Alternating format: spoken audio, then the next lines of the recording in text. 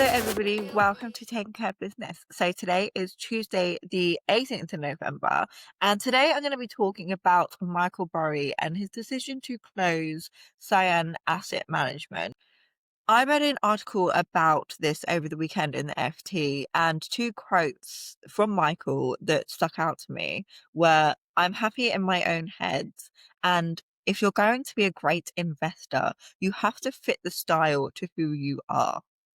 The late 90s almost forced me to identify myself as a value investor because I thought what everybody else was doing was insane.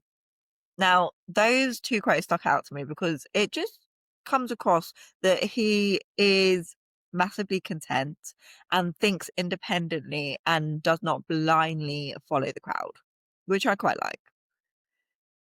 So, Burry has always taken care of business on his own terms. From the moment he left medicine to pursue a career in investing, his career has been defined by independence, conviction, and a willingness to act when others have hesitated.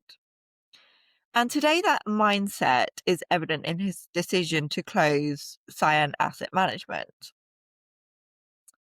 Now, Burry first captured global attention during the 2008 financial crisis.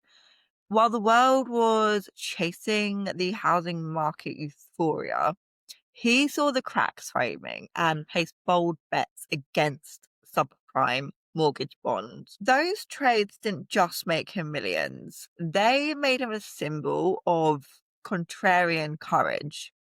And his story became the centerpiece for The Big Short. If you haven't seen that film, I recommend you check it out. It's one of my favorites. And his approach remains a masterclass in disciplined thinking. Now, that, as I said, was in 2008. And if you fast forward to this year, he's still challenging consensus.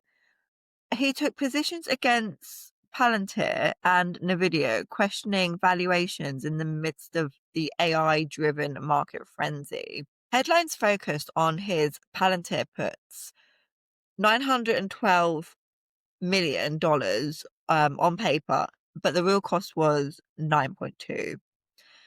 And the position was quickly closed. So for Burry, these moves weren't about theatrics. They were about principle. He saw risks others were kind of ignoring, and acted decisively, even when the tide was against him. So his decision to wind down Cyan Asset Management is not really a retreat. It's more of a strategic choice. In his letter to investors, he wrote, "My estimation of value in securities is not now and has not been for some time in sync with the markets." That statement reflects a deep understanding of his own style. Rather than compromise his principles or chase trends, Barry is stepping back until conditions align with his philosophy. So sometimes taking care of business means knowing when not to play. And this is consistent with how Burry has always operated. He built his career by fitting his investment style to who he is, a value investor in a world obsessed with momentum.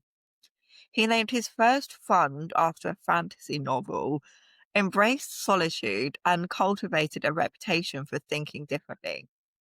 Even his online persona, Cassandra Unchained, speaks to his willingness to voice unpopular truths, regardless of whether they're believed. Barry's skepticism about AI accounting practices, such as extending server life to smooth depreciation, shows his continued focus on fundamentals.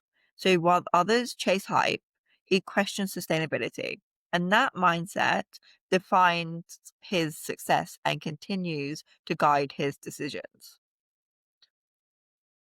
Now, closing Cyan Asset Management may feel like an ending to some, but it's also a reminder to what is real and what is real leadership.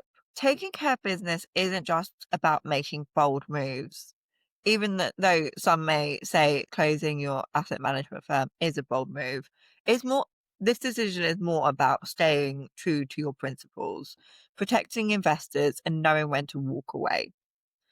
As Burry himself wrote, sometimes we see bubbles, sometimes there's something to do about it, sometimes the only winning move is not to play.